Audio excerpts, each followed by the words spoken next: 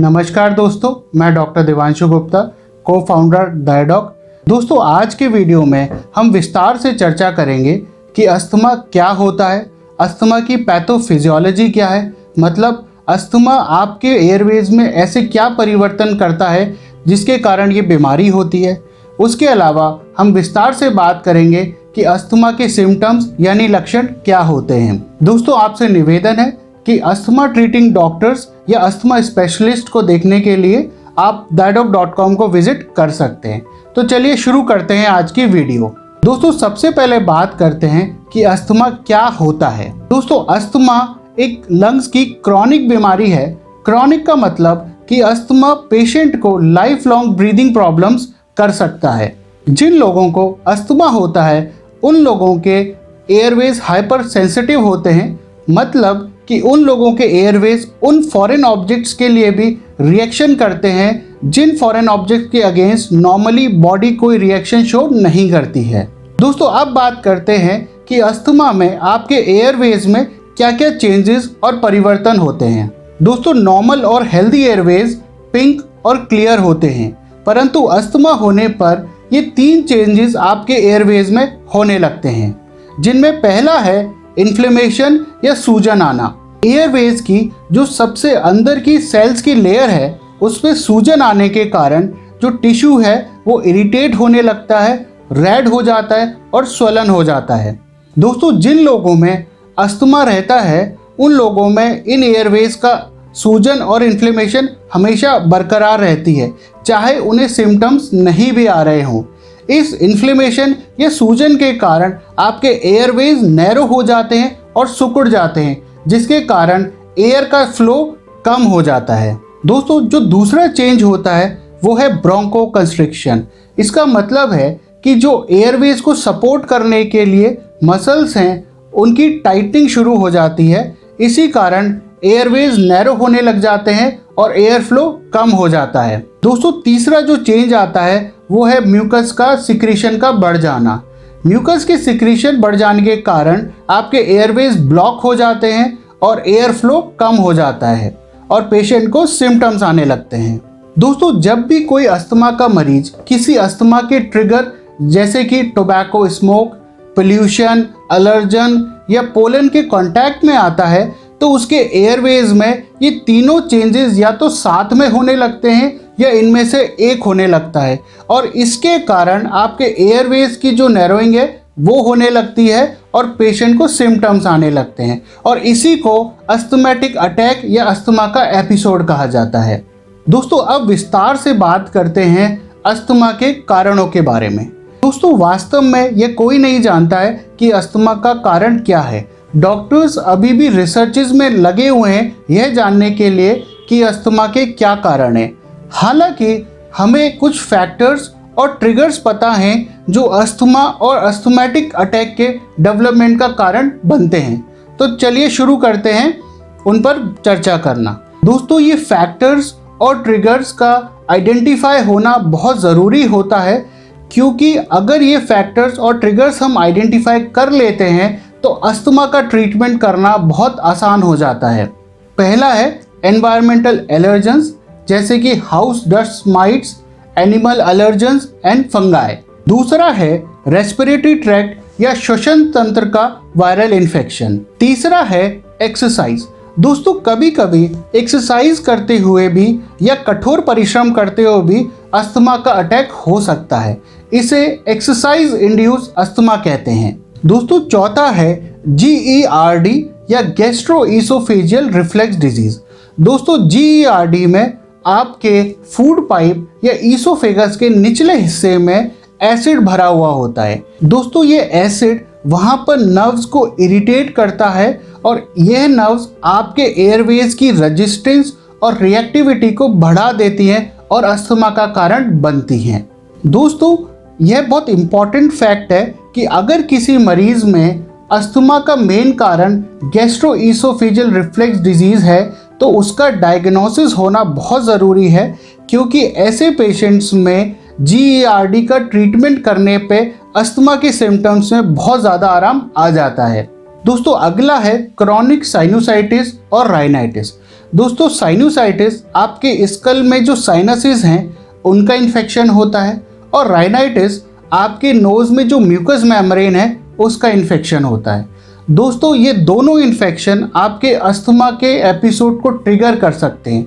इन infections का diagnosis होना इसलिए बहुत ज़रूरी है क्योंकि इनके इन्फेक्शन को ट्रीट करने से ही अस्थमा के सिम्टम्स में बहुत आराम आ जाता है। दोस्तों अगला है एस्पिरिन या non steroidal anti inflammatory drugs जैसे कि डाइक्लोफिनेक या केटोरोलैक से हाइपर सेंसिटिविटी होना। इन दवाइयों को हम अक्सर सर दर्द या बुखार में लेते हैं। दोस्तों अगर किसी मरीज को एस्पिरिन या non steroidal anti inflammatory drug से हाइपर सेंसिटिविटी है तो एक सिंगल डोज लेने पर भी अस्थमा का अटैक ट्रिगर हो सकता है। और ऐसा देखा गया है कि इन ड्रग्स की हाइपर सेंसिटिविटी होने पर अस्थमेटिक अटैक के समय और भी सिम्टम्स या लक्षण मरीज को आते हैं, जैसे कि नाक से लगातार पानी बहना, आंखों का लाल हो जाना, कंजक्टिवा का कंजेस्टेड हो जाना, हेड और फेस की फ्लशिंग होना। दोस्तों अगली हैं कुछ आई ड्रॉप्स जिन्हें हम ग्लोकोमा के इलाज के लिए इस्तेमाल करते हैं। इन आई ड्रॉप्स में beta adrenergic receptor blocker class की ड्रग्स होती हैं जैसे कि टिमोलॉल। ये ड्रग्स भी इस्तेमाल करने पर अस्थमेटिक अटैक कॉज कर सकती हैं। इसलिए अगर ग्लोकोमा के पेशेंट इनको इस्तेमाल करते हैं और उन्हें अस्थमा भी है तो उन्हें बहुत कॉशियसली इनको इस्तेमाल करना चाहिए। दोस्तों अगला है ओबेसिटी या मोटापा। दोस्तों रिसर्चेस में देखा गया है कि जिन पेशेंट्स को ओबेसिटी है या जिनका body mass index higher side पे है उन्हें अस्थमा होने के चांसेस बहुत ज़्यादा रहते हैं। दोस्तों अगला है environmental pollutants, tobacco smokes, house dirts, paint fumes and latex. दोस्तों इमोशनल फैक्टर्स और स्ट्रेस भी अस्थमा के सिम्टम्स को ट्रिगर कर सकता है। दोस्तों यह भी देखा गया है अगर बच्चा प्री मैच्योर जन्म ले या मदर ज़्यादा एज में बच्चे को जन्म दे और अगर मदर प्रेगनेंसी के दौरान स्मोकिंग करे तो ऐसे जन्मे बच्चे में भी अस्थमा होने के चांसेस कहीं ज़्यादा होते हैं। अगला है जेनेटिक्स। अस्थमा के होने में जेनेटिक्स एक मेन रोल प्ले करती है और अस्थमा फैमिलीज़ में रन करता है। ऐसा देखा गया है अगर पेरेंट्स में अस्थमा है तो बच्चों में अस्थमा होने के चांसेस कहीं ज़्यादा होते हैं। दोस्तों अब बात करते हैं अस्थमा के सिम्टम्स और अस्थमा के लक्षणों के बारे में। दोस्तों सबसे कॉमन जो सिम्टम है अस्थमा का वह है वीजिंग। दोस्तों वीजिंग एक musical high pitched whistling sound है। जब अस्थमा माइल्ड होता है तब ये वीजिंग सिर्फ एंड एक्सपिरेशन यानी जब आप सांस छोड़ते हैं उसके अंत में आती है, परंतु जब अस्थमा का सीवियर अटैक पड़ता है तो ये वीजिंग आपको कंटिन्यूसली पूरे एक्सपिरेशन के दौरान यानी जब आप पूरी सांस छोड़ते हैं उसके दौरान सुनाई देती है। और दोस्तों अगर अस्थमा का बहुत सीवियर अटैक है तो यह वीजिंग आपको सुनाई नहीं देगी। इसका मतलब होता है कि आपके एयरवेज इतने ज़्यादा नैरो हो चुके हैं कि उनमें जो एयर फ्लो हो रही है वो बहुत ही कम है और ये एक लाइफ थ्रेटनिंग सिचुएशन होती है। दोस्तों जो दूसरा सिम्टम है वह है कफ। अस्थमा में जो कफ होता है वो ड्राई होता है, नॉन प्रोडक्टिव होता है, यानी कि सूखी खांसी आती है। और यूजुअली ये देखा गया है कि ये जो खांसी होती है मिडनाइट के बाद और अर्ली मॉर्निंग आवर्स में ज़्यादा आती है। इसके अलावा इन्फेंट्स और यंग चिल्ड्रंस में pneumonia, recurrent croup, chest rattling, chest tightness और चेस्ट पेन भी अस्थमा के लक्षण होते हैं। दोस्तों एक्सरसाइज इंड्यूस्ड अस्थमा में जो टिपिकल सिम्टम्स हैं जैसे कि कफ है, वीजिंग है, शॉर्टनेस ऑफ ब्रेथ है, उसके साथ में सोर थ्रोट और गैस्ट्रोइंटेस्टाइनल अपसेट के सिम्टम्स भी साथ में मिलते हैं। दोस्तों अब हम बात करते हैं अस्थमा के एक्यूट एपिसोड्स के लक्षणों के बारे में, मतलब जब अस्थमेटिक अटैक पेशेंट्स को आया हो तो क्या क्या लक्षण होते हैं। दोस्तों अस्थमा के इस एक्यूट एपिसोड्स को सिवियरिटी के हिसाब से 4 कैटेगरीज में डिवाइड किया गया है। पहली है माइल्ड, दूसरी है मॉडरेटली सिवियर, तीसरी को कहते हैं सिवियर और चौथी कहलाती है इमिटेंट रेस्पिरेटरी अरेस्ट। तो चलिए बात करते हैं एक एक करके विस्तार से। दोस्तों माइल्ड एपिसोड में पेशेंट थोड़ी फिजिकल एक्टिविटी जैसे कि थोड़ी दूर चलने पे ही ब्रेथलेसनेस हो जाता है, पेशेंट की रेस्पिरेटरी रेट बढ़ जाती है, पेशेंट की हार्ट रेट बढ़ जाती है, पेशेंट एजिटेट हो जाता है, रेस्टलेस हो जाता है। उसके अलावा पेशेंट की चेस्ट में वीजेस आने लगती हैं, परंतु माइल्ड एपिसोड में ये वीजेस आपको इतनी सुनाई नहीं देती हैं। दोस्तों, मॉडरेटली सीवियर एपिसोड में अडल्ट्स में रेस्पिरेटरी रेट बढ़ जाती है, पेशेंट अपनी एक्सेसरी मसल्स ऑफ रेस्पिरेशन को यूज़ करने लगता है। दोस्तों, डायफ्राम हमारे रेस्पिरेशन की मेन मसल है। एक्सेसरी मसल्स तब यूज़ होती हैं जब बॉडी को लेबर्ड ब्रीदिंग करनी पड़ती हो। ये हमारे चेस्ट और नेक एरिया में होती हैं। पेशेंट को लेटने में परेशानी होती है और उसे बैठने पर आराम मिलता है। मॉडरेटली सीवियर एपिसोड में बच्चों में जो रिब्स के बीच में जगह है वहाँ आपको रिट्रैक्शन देखने को मिलता है।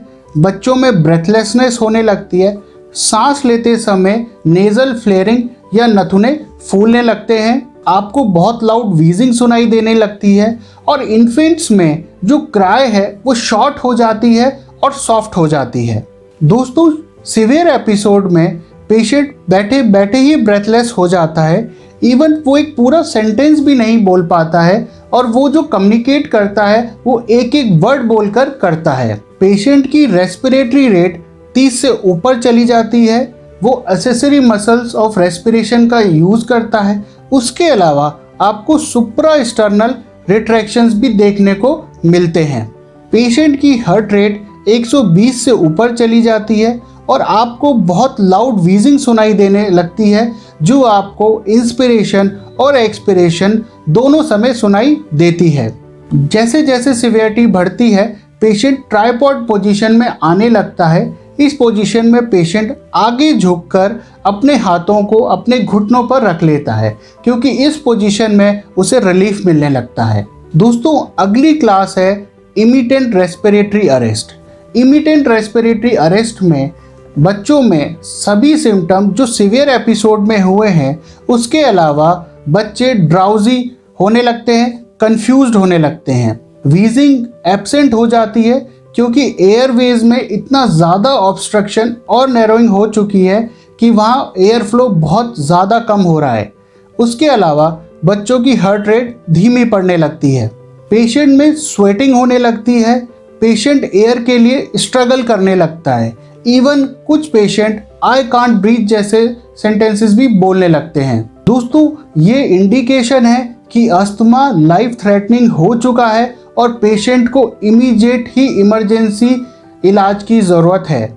दोस्तों, अस्थमा अक्सर एलर्जिक राइनाइटिस जैसी कंडीशंस के साथ भी मिलता है, इसलिए काफ़ी सारे पेशेंट्स में अस्थमा के लक्षणों के साथ साथ एलर्जिक राइनाइटिस के सिम्टम्स भी देखने को मिलते हैं, जैसे कि आईज में कंजेशन होना, कंजक्टिवा का इन्फ्लेमेशन होना, ऑक्यूलर शाइनर्स होना, ये आपके आईज के नीचे जो डार्क सर्किल्स हैं उन्हें कहते हैं। नाक पर ट्रांसवर्स क्रीज होना, ये नाक को एलर्जिक राइनाइटिस में बार बार रब करने के कारण बनती है। आपके टर्बिनेट्स का हैवी होना, बोगी होना। दोस्तों, ये सिम्टम्स इसलिए इम्पॉर्टेंट हैं कि क्योंकि अगर किसी मरीज में ये सिम्टम्स आ रहे हैं तो ऐसे पेशेंट का अस्थमा के लिए इवैल्यूएशन होना भी ज़रूरी है। उम्मीद है कि ये वीडियो आपको पसंद आएगी। ऐसी और लेटेस्ट वीडियो देखने के लिए कृपया हमारे चैनल को सब्सक्राइब करें। स्वस्थ रहें, सुरक्षित रहें। धन्यवाद।